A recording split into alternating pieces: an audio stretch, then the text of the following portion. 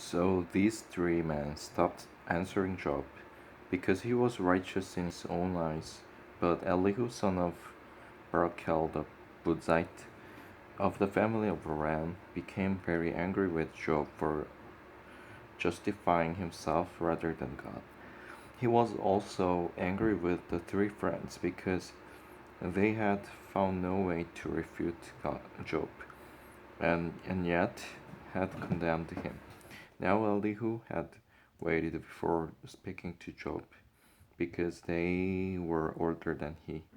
But when he saw that the three men had nothing more to say, his anger was aroused. So Elihu, son of Barachel, the Buzite, said, I'm I'm young in your years, and you're old. That is why I was fearful, not daring to tell you no what I know.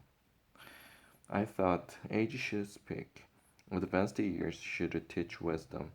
But it is the spirit in a man, the breath of the Almighty, that gives him understanding. It is not only the old who are wise, not only the aged who understand what is right. Therefore I say, listen to me.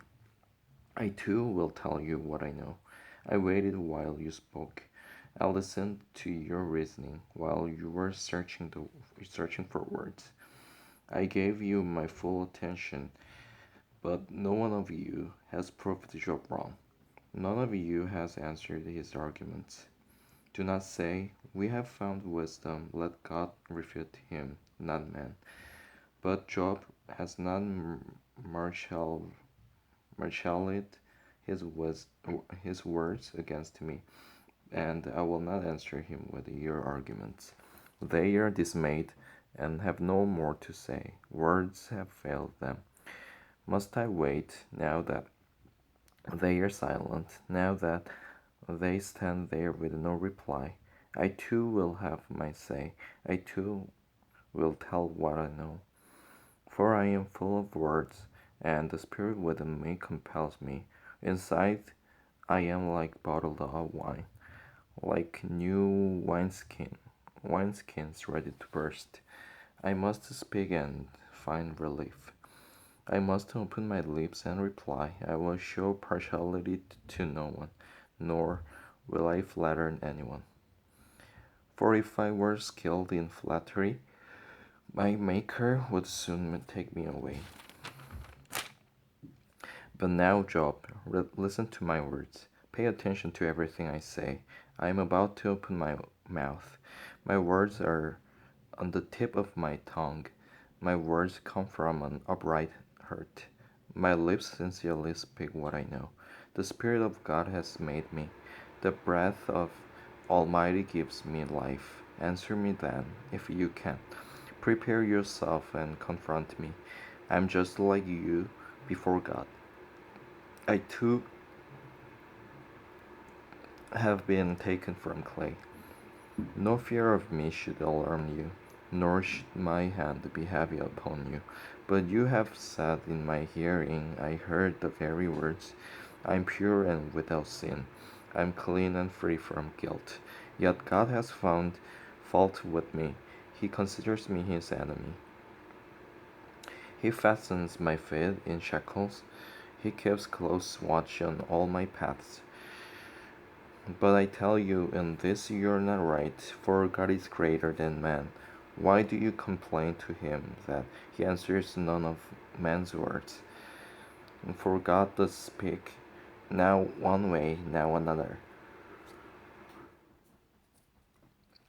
though man may not perceive it.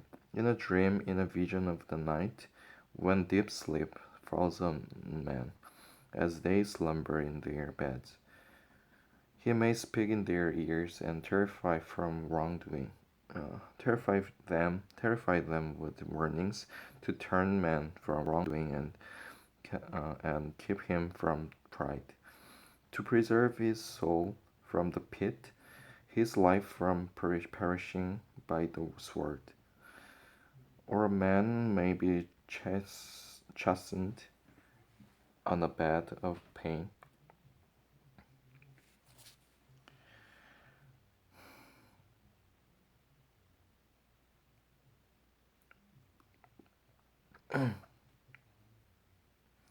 with constant distress in his bones, so that his very being finds food repulsive and his soul loathes the choice meal. His flesh wastes away to nothing, and his bones, once hidden, now stick out. His soul draws near to the pit, and his life to the messengers of death.